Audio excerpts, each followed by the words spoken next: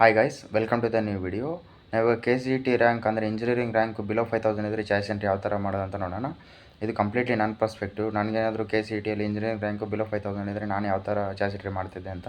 ನಾನು ಫಸ್ಟಿಗೆ RVCನಲ್ಲಿ CSE core branch ಆಗ್ತಾಯಿದ್ದೆ. ಅದಾದಮೇಲೆ MS Rama institute of technology CSE core ಆಗ್ತಾಯಿದೆ. ಅದಾದಮೇಲೆ BMS CE ಅಂದರೆ BMS college of engineering CSE core ಆಗ್ತಾಯಿದೆ.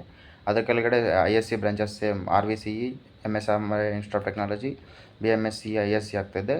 ಅದಾದಮೇಲೆ CSE ರಿಲೇಟೆಡ್ ಅಂದರೆ RVCನಲ್ಲಿ CSE related, MS Rama institute of technology CSE related, ಅದಾದಮೇಲೆ BMS CE CSE ರಿಲೇಟೆಡ್ ಹಾಕಿದಾದಮೇಲೆ ಅದರ ಕೆಳಗಡೆ PES university ring road campus ಬರುತ್ತೆ. ಅದರದ್ದು CSE ಮತ್ತು CSE ರಿಲೇಟೆಡ್ ಕೋರ್ಸಸ್ ಹಾಕಿ ಅದರ ಕೆಳಗಡೆ university Visvesvaraya college of engineering ಅಂದರೆ UVC CSE ರಿಲೇಟೆಡ್ ಕೋರ್ಸಸ್ ಹಾಕಿ ಅದಾದಮೇಲೆ ಸೇಫ್ ಸೈಡಿಗೆ ದಯಾನಂದ ಸಾಗರ್ ಕಾಲೇಜಲ್ಲಿ CSE, ಬೆಂಗಳೂರು ಇನ್ಸ್ಟಿಟ್ಯೂಟ್ ಆಫ್ ಟೆಕ್ನಾಲಜಿನಲ್ಲಿ CSE ಹಾಕಿ ಕೆಳಗಡೆ ನನಗೆ ಬೇಕಾಗಿರೋ ಕಾಲೇಜಸಲ್ಲಿ EC ಕೋರ್ಸಸ್ ಆಗ್ತಾಯಿದೆ.